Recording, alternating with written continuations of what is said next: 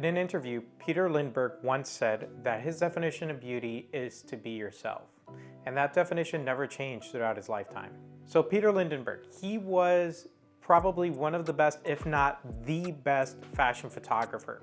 He stood out amongst the crowd from so many different reasons, a few of them which we're going to dive into this video. Now, to give a little bit of backstory about Peter Lindbergh himself, he is a German photographer and film director, and he's worked for the likes of Vogue, New Yorker, The Wall Street Journal, Harper's Bazaar, and so many more magazines. But he actually didn't pick up the camera and seriously take it until his mid-20s when he was in art school.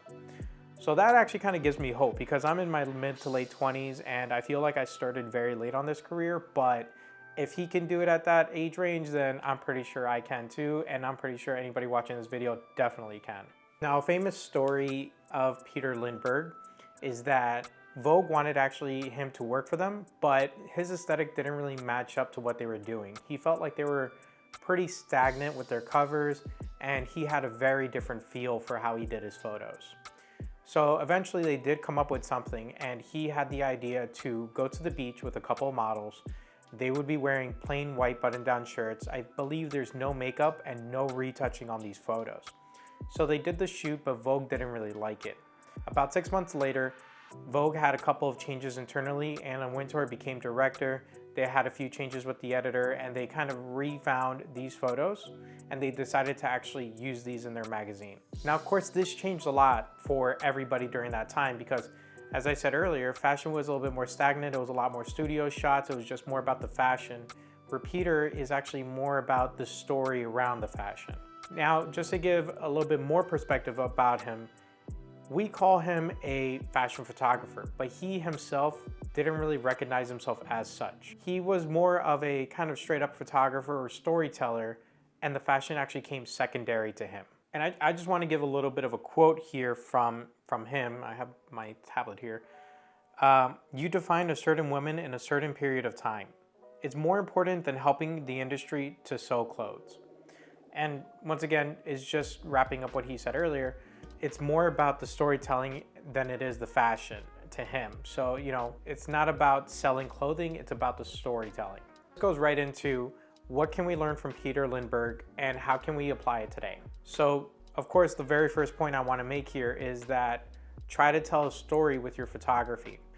I know a lot of fashion photographers, and this is including myself, when we take portraits and when we take photos out there, there's not too much story. There's just a very great looking person with great clothes on, but we don't know anything more than that. It's just a pretty picture. And I'm at fault for this too. I'm not gonna say that it's like anybody, but you know, we take photos that we think are really nice looking, but there's no story to them. You know, where is this person going? What are they doing? Are the clothes significant? If so, why is it significant? Are they in a great city? Are they in the like slums? Are they, you know, what is going on? There's so many points that we can put together to make a story out of the photos. And I think this is like the reason why he stood out above the rest, is because he didn't just do studio photos. His photos weren't that stagnant. They were much more than just the clothing that were in the photos. And this kind of leads me to my next point of trying to do the storytelling, is to work with the model that you guys can have a conversation with. Not only for them to just be relaxed during the photo shoot, but it's more of a collaboration between you and them.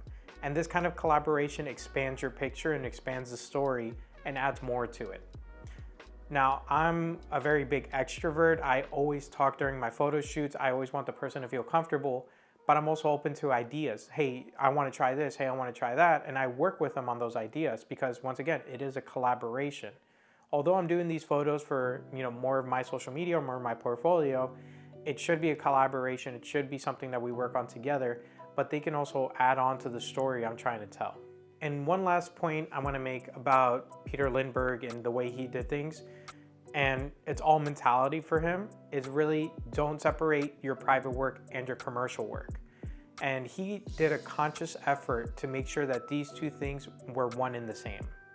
Now, what I mean by that is that some of us, including myself, take photos and we kind of either don't show them to the public on our social media, or we don't put it on our portfolio, and we kind of keep these photos to ourselves, and then we take other photos that we believe may have more commercial value, and we kind of just push those out a little bit more. And Peter didn't separate these two. He didn't have private photos that he liked and commercial work that he pushed out for, bread and butter, but he put them together. So his commercial work is his private work, and he put out photos that he liked himself and that he wanted. This is something that should be important to us as photographers, that, it's not just about our style, it's not just about our aesthetic, but we shouldn't be separating our work from what the public wants versus what we want. It should be the same thing. I usually try to put like technical aspects of something technical that we can work on from the photographer, but when it comes down to Peter Lindbergh, I didn't really find too much technical things he did. Everything he did was more about having the right mentality when it comes to approaching photos, fashion photography, and basically storytelling overall.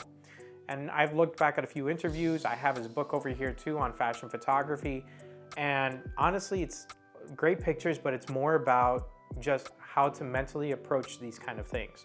By the way, this is the one by Tashin. There is a bigger version. I only got the smaller version because I don't have space. I definitely want to get the bigger version of this and a couple other books, but I have the smaller versions for that reason. I hope you guys enjoyed this video. Definitely hit that like button down below if you did. Leave a comment about who is the next photographer we should look into and what can we learn from them. I'm definitely interested in learning more about different types of photographers and their style and their approaches to photography. Don't forget to hit the subscribe button to watch the next video. I'll see you guys on the next one. Thank you.